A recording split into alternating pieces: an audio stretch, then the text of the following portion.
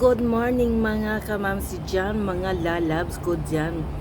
Ayan ang ating mga mag-news weather muna tayo sa ating mga kapaligiran.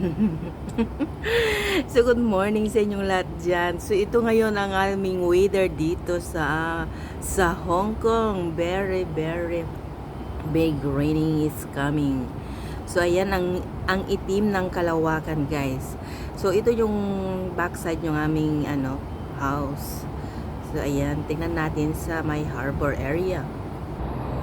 So ayan, nandito na nga tayo sa may harbor area, guys. Tingnan nyo ang ating weather dito. Talaga nga naman, napaka ang panahon. Talaga ang lakas ng nagbabadya ang ulan na napakalakas talaga. See? Napakaitim ang ating kalawakan sa itaas.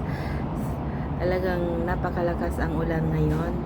Nagbabadya ng napakalakas. Super lakas na ulan nito, guys. Tignan nyo.